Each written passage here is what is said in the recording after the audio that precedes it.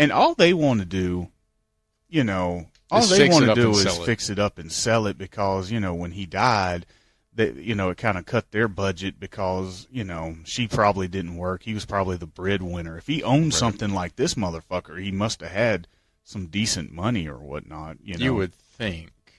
But maybe he got it cheap. Maybe he actually got it cheap because... Or inherited it. Yeah, or he inherited it because, goddamn demons in it. I think they did mention like it was an inheritance. But that's not really the main... No, it's not the main point. The family's not the main point, but the house does play a part into the main plot. Yeah. And basically, in a nutshell, what happens is the younger kid, he's been traumatized by, his dad passing away because he was actually in the car and saw his dad get impaled by, it looked like a rod or something. Yeah. And he saw him get killed, so the kid is kind of shut down and he hasn't spoken a word in like over a year, so he's dealing with trauma. Yeah. And basically, long story short, they moved into this house and the demon sees that trauma and he attaches himself to the kid. That's kind of what the premise of demons are. They take somebody who is already kind of shattered or kind of already on the edge or kind of emotionally weak. Yeah, weak people. Demons and ghosts and all kinds of shit. They like to attach themselves. It's easy prey. It's like a wounded animal. It's easier to attack. It's like a fucking lion going after a rabbit, instead of a big buffalo. It's like, fuck it, the rabbit's easier. Yeah. And they call in Russell Crowe, Father Gabriel, and he quickly realizes this is not some mental illness. This is not, this is legitimate. This is a legitimate demon possession. And one thing that I really liked about this movie is they didn't rush. Like Father Gabriel and the church, they kind of played it in real life. They didn't go, every case is a demonic possession. They actually go, has the kid talked to a doctor? Have they done scans? Has he had an MRI? Has he had a CAT scan? Yeah, it's like every thing you can do before you jump into, well, it's possession. You know what I mean? And I think that's what made his character likable, is because he's not out there going, oh, I'm the best exorcist in the world. Oh, you got a problem? It must be a demon. You got a problem? Must be a demon. He's not like that. He's much like a, let's seek a practical way to fix this, because people do have mental illness. People do have fucked up things. People do act crazy from trauma. People do erratical behavior, because of whatever. They're jealous. They're this, they're that, blah, blah, blah. You try. So they act irrational. Yeah, you try every road, and then, the possession is the last road you take. And, he obviously he can tell the difference. He can tell the difference. The kid, there's no way that the kid, can get possessed and talk like he does and do what he does if he's not possessed. So, we got a real case here. Yeah, they took a very realistic approach, which I definitely appreciated. I thought it was refreshing.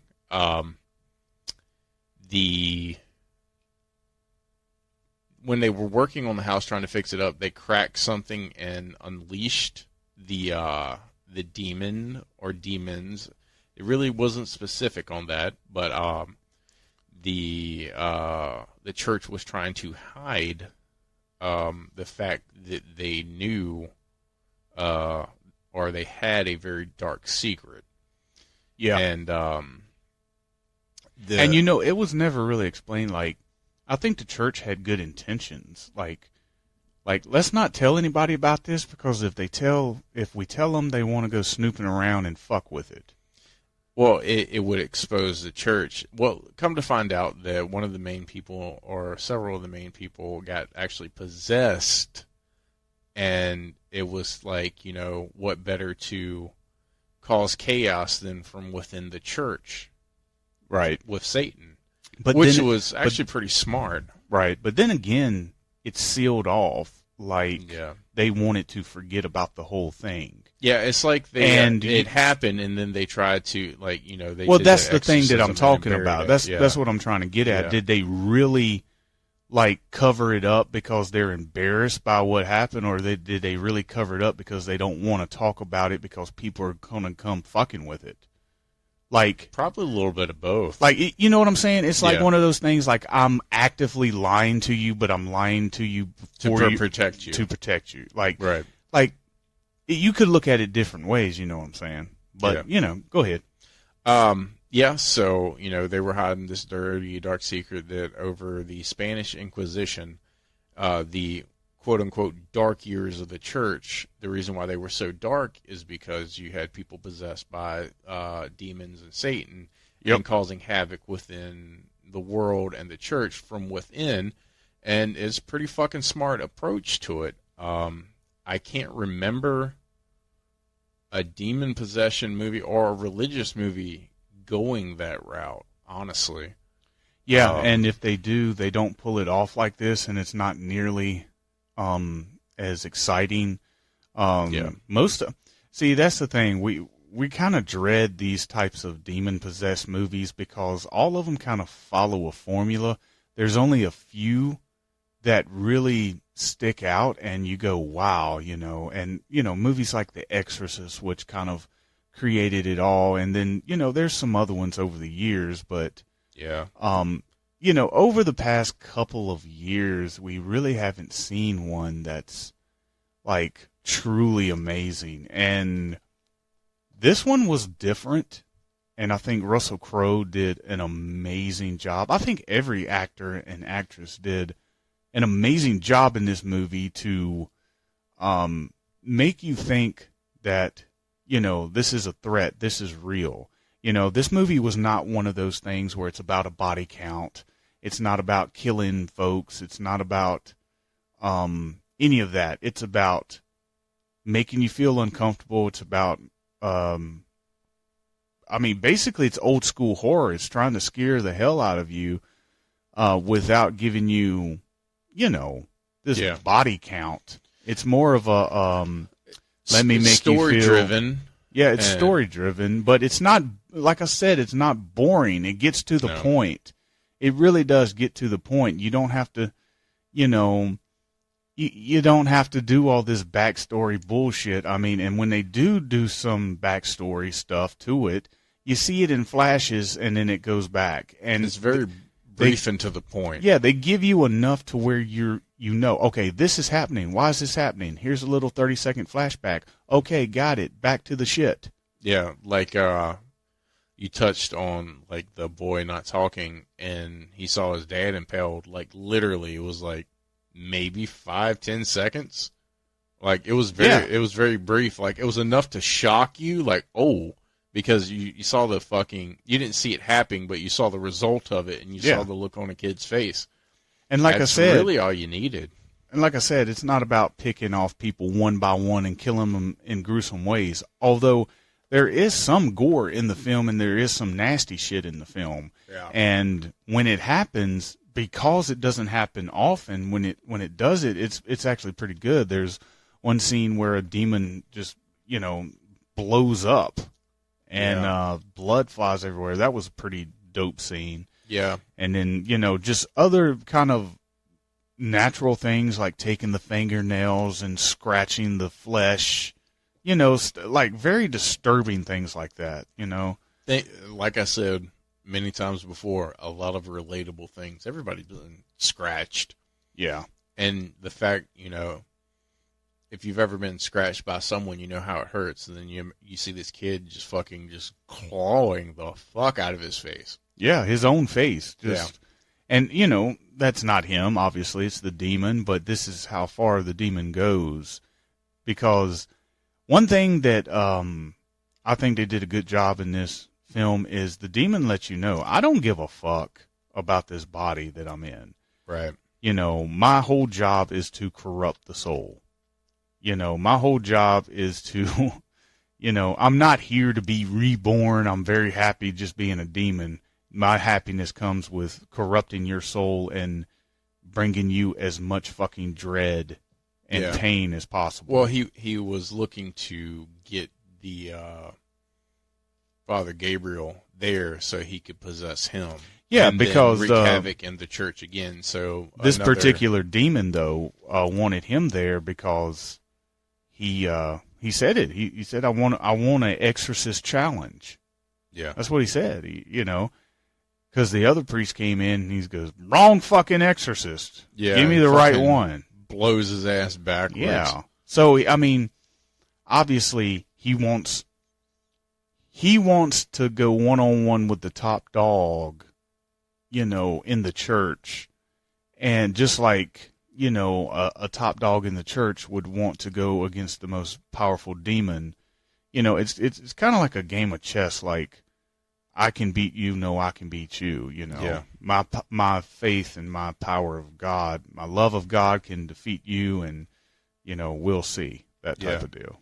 But his end goal was to he thought he was better, and he would beat the Pope's Exorcist and possess him, and then wreak havoc in the church. Because it's almost like a badge. You know what I'm saying? Yeah. It's like imagine a demon going to hell telling Satan, look who I got. Right. He's literally the Pope's soldier. Yeah. He's like the number right-hand man. He's the Patton. You know what I'm saying? Yeah. He's the one that he's the Robert E. Lee. He's the Ulysses. What's his name? Grant. Ulysses S. Grant. I can't say his fucking first name because they had stupid names back in the day. Oh my god. Yes, I know who you're talking about, but I can't think of his name right now. But anyway, back to the story. You are right. It's his right-hand man, and what better way than a top demon, because he's like, he's not your average demon. He's like right under, next to Satan. Yeah. Then you've got your Pope's right-hand man, is about as close to God as you can get, I guess. And, they bada bing, bada boom, and Russell Crowe loses, actually, or Gabriel loses his battle. Well, he didn't really lose, but in order to save the child, he had to let him get possessed by this demon. Well, let me rephrase that. In order to win the battle and save the child, he had to sacrifice himself. Yes. And thank you. That's what I was trying to say.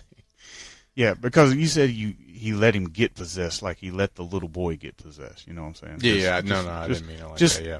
Just correcting for the confused. Yes. So here's your sign. Gabriel gets possessed. And Gabriel.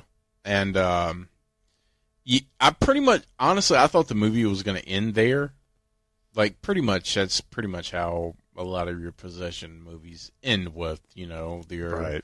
Your father getting possessed and then him killing himself or something like that, which he does. He tries to hang himself, and then Demon's like, fuck this, not doing this, and throws him to the side. Which was good. It was really good because that's exactly what Father, what was his name? Father at the end of The Exorcist did. He got possessed and he threw himself out the window and broke his neck. Yeah. So it was kind of like, oh, he's going to hang himself, he's going to, if he's possessed and he kills himself, he kills the demon. But the demon didn't allow that to happen. He did not. Yeah. It was pretty slick. And, they go down to, it's apparently like this hidden temple kind of underneath the house of, the dirty secrets and everything that we was talking about earlier. This is where they locked all of the possessed members of the church. Yeah, that they could not heal or fix, so you pretty much doomed to die. So it's a bunch of shit down there, it's creepy. It's pretty much kind of like a, what do you call it, catacombs? Yeah, it's kind of like an underground like cave or like dungeon type. I mean, regardless of what you call it, it's a fucking underground tomb is what it is, because a bunch of people died. Yeah. Well, we was talking earlier where he said like wrong fucking exorcist, and that was actually